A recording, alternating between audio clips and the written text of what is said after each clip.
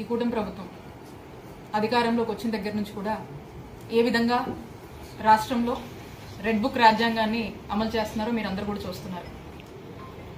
మరి ఈ రోజున ఈ రెడ్ బుక్ పేరుతో ఈ యొక్క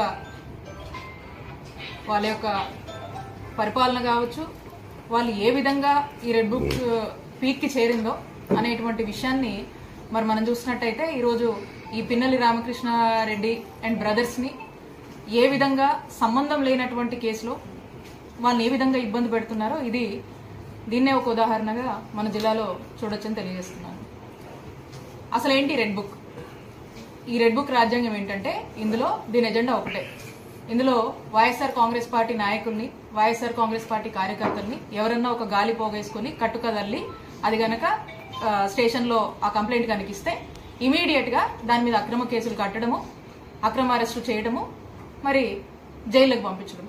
ఇది ఈ రెడ్ బుక్ యొక్క ఎజెండా.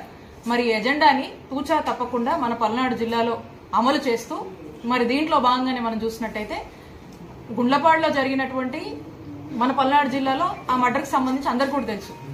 హత్య చేసింది టీడీపీ వాళ్ళే, చనిపోయింది టీడీపీ వాళ్ళే. దీంట్లో పిన్నెల్లి బ్రదర్స్కి ఏం సంబంధం?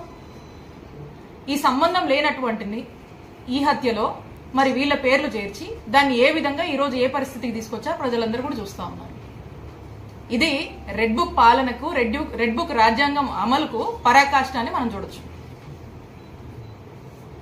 మీరు చూస్తా ఉన్నారు మన పల్నాడు జిల్లాలో ఎంతమందిని ఇబ్బంది పెట్టారు, ఎంతమంది మీద అక్రమ కేసులు కడుతున్నారు, ఎంతమంది జైలు పాలు చేస్తా ఉన్నారు.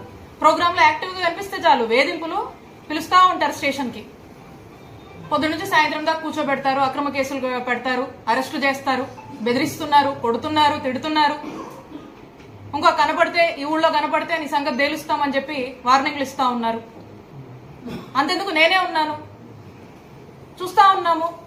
ఈ సంవత్సరంన్నర నుంచి ఎన్ని అక్రమ కేసులు పెట్టారు, ఏ విధంగా వేధిస్తున్నారు, ఏ విధంగా ఇబ్బంది పెడుతున్నారు. ఇక్కడ ఉన్నటువంటి ప్రజలందరూ చూస్తున్నారు, రాష్ట్ర ప్రజలందరూ కూడా చూస్తా ఉన్నారు. మరి నేను చెప్తా ఉన్నా,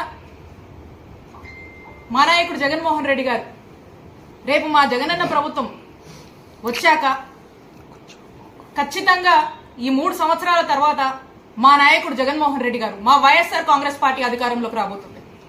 ఖచ్చితంగా ఈ వేధిస్తున్న ఈ అక్రమ కేసులు ఒక కట్టు కదల్లి ఎవరైతే వెనకుండి మరి ముందుకు నడిపిస్తూ ప్రోత్సహిస్తున్న వాళ్ళని, అలాగే దీనికి ఆద్యం పోస్తూ ఆ కట్టుకథ ప్రాణం పోస్తూ కేసులు పెడుతున్నటువంటి ఈ పోలీసుల్ని ఖచ్చితంగా మిమ్మల్ని వదిలిపెట్టాం.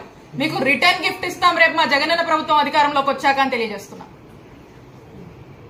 అలాగే మనం చూస్తా ఉన్నాం కాసు మహేష్ రెడ్డి అన్న అసలు నిన్న మాట్లాడుతూ ఉన్నారు, రకరకాలుగా మాట్లాడుతూ ఉండి ఏదేదో మాట్లాడుతూ ఉన్నారు, ఏదేదో దుమ్మెత్తి పోస్తా ఉన్నారు.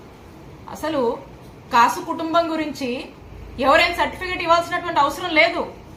కాసు కుటుంబం అంటే ఏంటి, కాసు బ్రహ్మానంద రెడ్డి గారి గురించి కానీ, వెంగళరెడ్డి గారి గురించి కానీ, కృష్ణారెడ్డి గారి గురించి మేమెవరూ సర్టిఫికేట్ ఇవ్వాల్సినటువంటి అవసరం లేదు. ఇక్కడున్నటువంటి మన రాష్ట్ర ప్రజలకు, అలాగే రాష్ట్రమే కాదు దేశం మొత్తం కూడా తెలుసు వీరేంటో, వీరి కుటుంబ నేపథ్యం ఏంటో, వీరు ఎలాంటి వాళ్ళని చెప్పి. ఇక్కడ ఎవరో వచ్చి ఇక్కడ దాకా వచ్చి మా కాసు మహేష్ రెడ్డి అన్న గురించి కానీ, వాళ్ళ కుటుంబం గురించి కానీ ఏదో కాసు కుటుంబం మీద బురద జల్లిపోతే వీళ్ళ గౌరవం ఏం తగ్గదు. మాట్లాడారు కదా మహేష్ రెడ్డి గారు, మొన్న కూడా మాట్లాడారు, ఈ రోజు కూడా మాట్లాడుతూ ఉన్నారు. హుందాగా పద్ధతిగా గారు అనే సంబోధించి మాట్లాడని వారి గురి ఇప్పుడే చెప్పారు.